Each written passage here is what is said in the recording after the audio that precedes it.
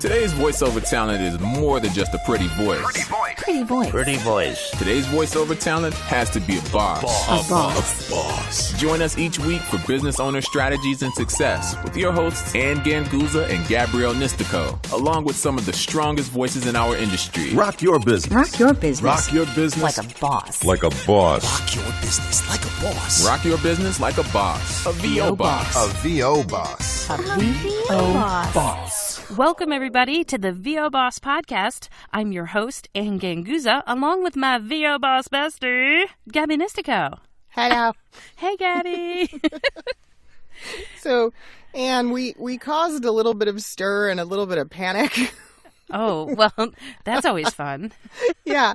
So our recent episode on passive income apparently created some paranoia amongst our peers. And so, In a good way, I hope? I don't know. I think so. I think people just got really wrapped up in, thinking about what they should do and how. Well, we have an email from one listener who told us about her passive income efforts. So Melissa has a great passive income where she rents her RV, which is pretty darn awesome, and it makes it kind of like a B&B for her. So she gets some passive income coming in while she gets to be able to, travel on that income and also record VO wherever she goes. It's genius. And I know for you, that's definitely on your bucket list things. Oh, yeah. She said she made $35,000? Oh, yeah, something like that last year. So that's a substantial piece salary. of income there. Oh, yeah, that's awesome. It is a salary renting something you already own. Absolutely. And, Amazing.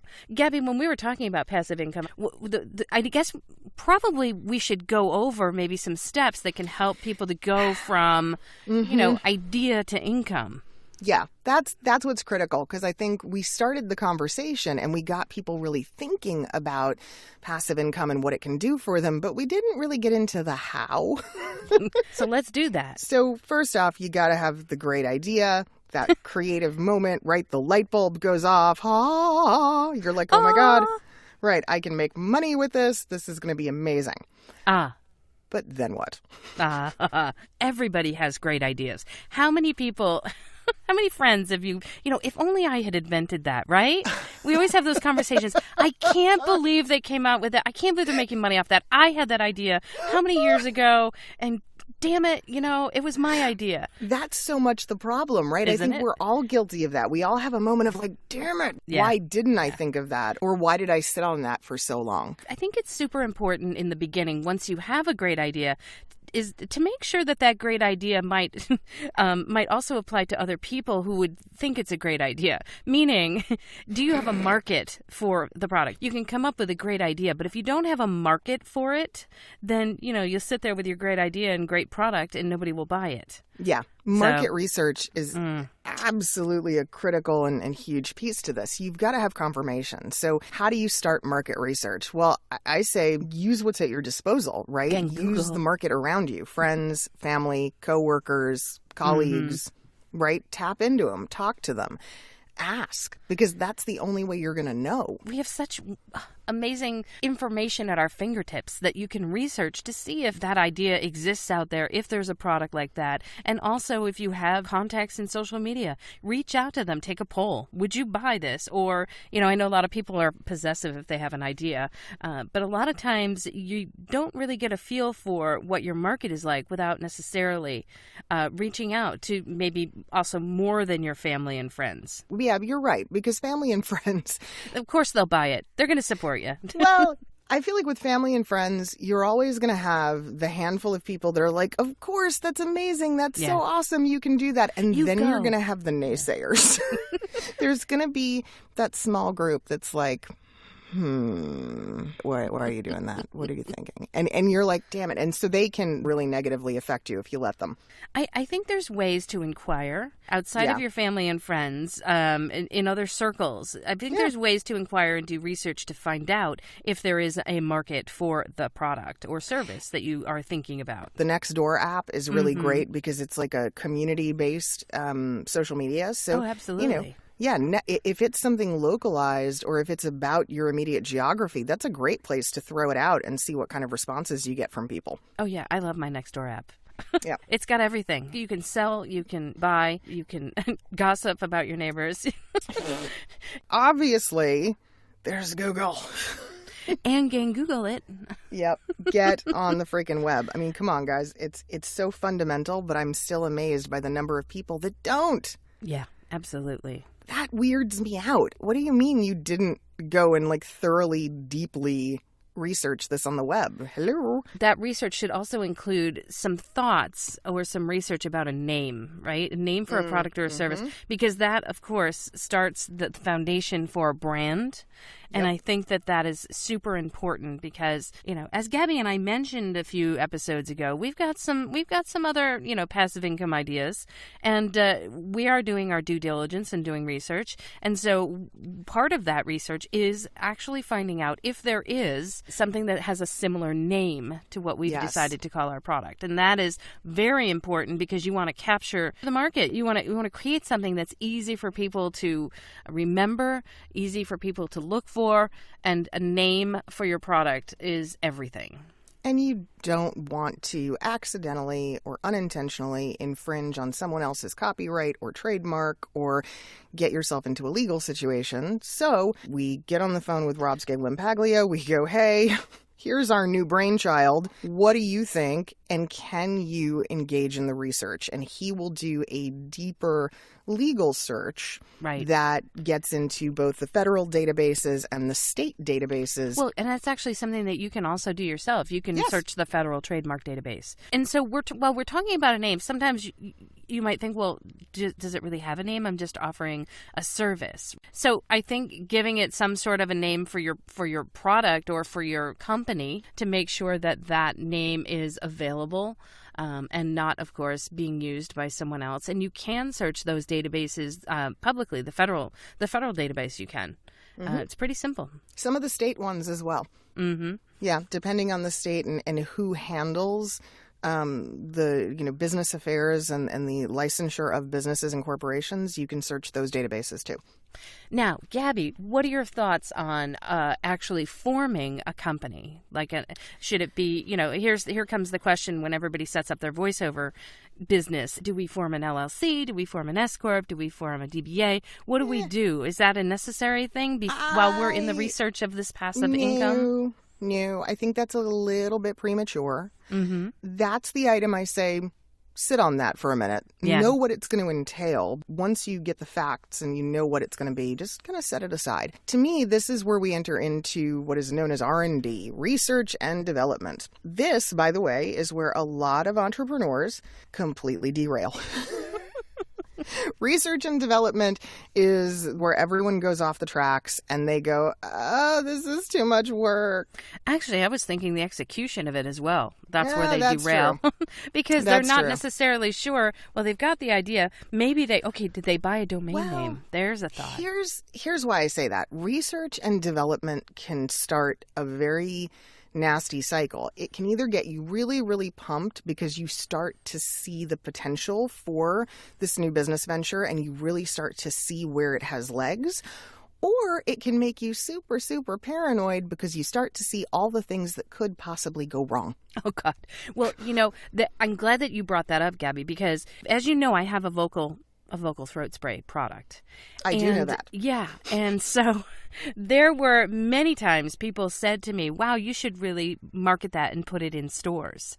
And so my little product that I sell on the web and have a label for then entailed, I have to go into the labeling of this and regulations and FDA. Do I need an FDA? Do I need to have FDA approval? And of course, there are all the regulations. If I were selling it as a health cure, there's absolutely things that I cannot say about that. I can only offer it as a product that can help. It cannot cure. I cannot make any claims.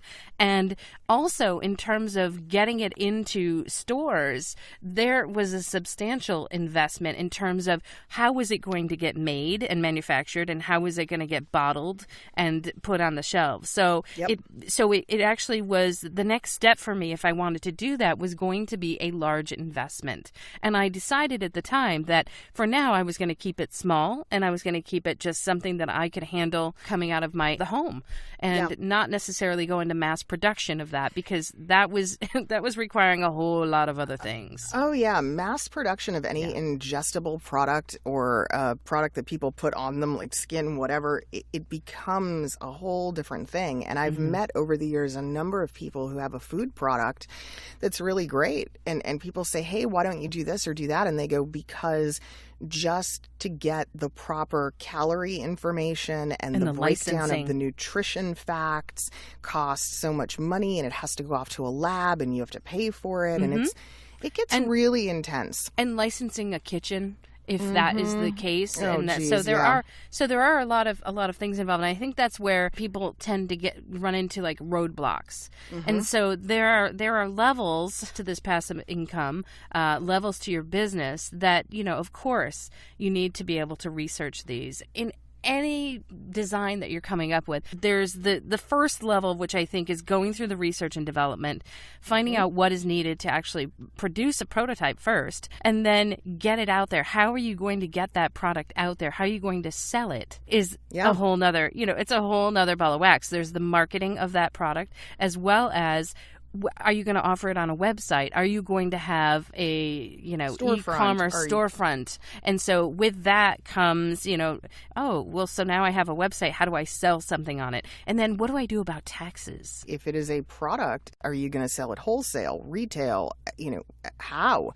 There are so many pieces to this. And one that I prompt solopreneurs to really look at is manpower. It's hours, right? It's how is this going to happen? Because if you are the true definition of a solopreneur, this may be the moment where you say, you know what? I need to hire somebody and I need to bring in some help, because the only way I'm going to be able to invest enough time in this to see it do what I need it to is if I make an investment in it. These are the people that start Starbucks, that kind of thing. Yeah. They have an idea, they have a product, they actually see the product through to the end, and they make those investments. And I think those investments are the scariest thing for people, because it's like, oh man, I'm going to put all my money into this, and what if it fails? Which is why I think digital products or services that can be offered online or digitally are super popular these days in terms of passive income. That's true. But there's something really important that you just said. All my money. No. No. Who does that? No. This is VO Boss, not winging a prayer. We don't do that. You don't all your money. No. This is part of why you do such extensive research. It's figuring out a budget. How much can I afford to put into the company? What percentage of my earnings am I willing to take from elsewhere to, again, see this item to fruition? This is not about taking your life savings and dumping it into one idea and then what? Oh, yeah. Praying to the gods of business that it works? No. I don't know if I should make a comparison, but if you're going to go to Vegas and you're going to put some money in a slot machine... Yeah. What I like to do is I go with a certain set amount that I've decided that I can invest, right? I can invest so much money into this slot machine, and then I'm done, right? Will I get a return on my investment? Well, it's because I'm going to go to Vegas in a few weeks, so only you would call that. A slot machine an investment. Well, I'm going to invest this money. You are. I love you. I just love you. And then I'll say, do I want to invest in that slot machine or maybe the spa service? I can see you now, Jerry. Should I invest another $100 in this slot machine? In this machine, Jerry? What do you think? Is this? Jerry, you feeling lucky? Because That's amazing. But no, you're absolutely right. You go with a number, and that is the number, and that's it. Now, it's not to say that we aren't a little bit flexible. You may exceed it, but certainly you do not want to put yourself into financial ruin over an idea. Oh, absolutely. That's not smart. Okay, so then what? Okay. Now we've got through this research, development. Product name, we've researched it, perhaps if we're really confident in our idea, we can trademark that, right? We can go as far as doing that. We can trademark it. We secure the brand, right? Secure the brand. Secure the brand. This means the trademark, the copyright, this is where the company license comes into play, the URL, the phone number, whatever's necessary to have the presence. And website. Does it surprise you? You need a website. Because unless, of course, you've got a place, you have a connection, you have someone that you know is going to take on this product and sell it for you. If you want to sell globally, you want to sell to a larger audience, then online is the name of the game. And a website is most surely a necessity there. Globally, at this point, if you want to sell down the block, you need a website. I mean, it really doesn't matter. This is where we get into the phase of if you build it, they will come. There is absolutely a big portion of this endeavor now where you have to say, okay, I have to have something to show for it that is not simply an idea. So, like Anne, in the case of your throat spray line, you had to create it. I did. You had to have prototypes. You had to have a certain amount of stock. Which I let people try, and I gave to, Oh, right? They were my test market. They were my test market. Everybody loves samples, guys. Absolutely. And I said, does it work for you as well as it works for me? Yes, it does. Everybody that I gave it to was like, oh, my God, this is amazing. And I Do said, you know how many rings I've made? Do you know? Do you know how many because rings? I have half of them, and I have half of them in my possession and on my fingers right now. Which cases? I have literally, I have cases upon cases of jewelry that I have. And fortunately, look, they don't take up a large footprint, right? They're pretty small in terms of having to have a stock. But whatever it is, if you're going to jar your own pasta sauce, you have to have a supply, and you have to be willing to let people try it for free. Oh, and bosses, next year, when you see us, we will have some wonderful new things. Oh, yeah. Perhaps that you will get to sample. No, not perhaps. There's no question. I was trying to make it as, You're trying to be coy. I'm not coy. We have fun crap and it's coming your way. We got fun crap, and it's coming. You're gonna your love way. it. You guys, that's what's happening. It's awesome. Oh my God, it's so awesome. So yes. I'm actually excited. So bosses are trekking out to conferences and also on their own next year. So we want to see you. Yes. But here's the thing, right? Us engaging in that process and having samples and having things to give away to people, that's very similar, right? You might have to go to a trade show. You might have to go to an event, a farmer's market. It could even be something very small and local. Absolutely. But you got to get the product out there. You got to get this. And if it's a service like the RV rental, you have to get it in places where people are actively looking, and it has to be accessible.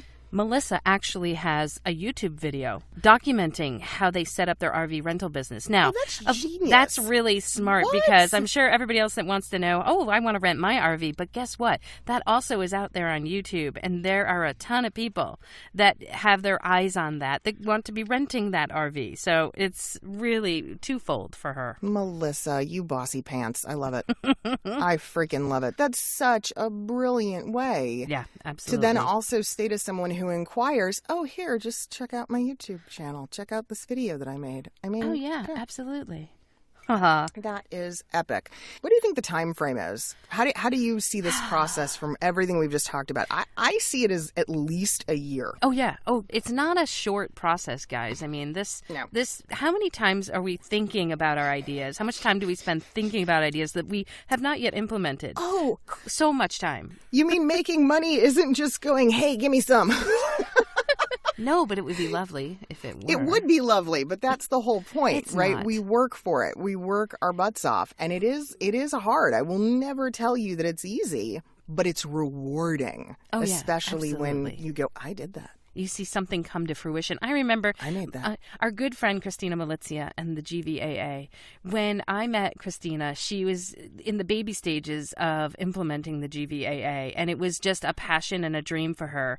And it's been I want to say 5 years, something like that. That it is now really fully come full circle. And she's actually too busy now with her own voiceover career, but she's got somebody else. She's got somebody else running it, which is really really amazing. The amazing David Rosenthal, of course.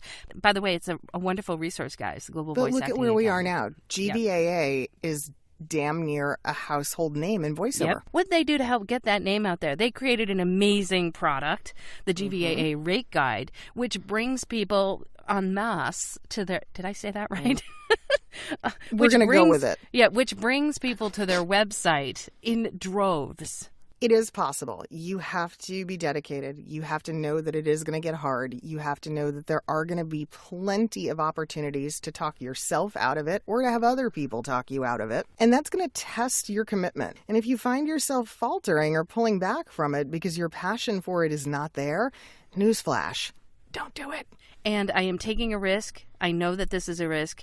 It's entirely possible that this idea may not come through. And so I'm okay with that. Right. Can you live with that? Right. I think if you can live with that, you're going to be well on your way to actually getting something out there and produced and a marketable product. And if it does, quote unquote, fail, it is only a failure if you view it as one. Every failure is a learning experience. That's it. So for me, I'm like, I just invested in my education. Oh, well, there you go. That's awesome. Yeah. Look at You what I can learned learn. from this.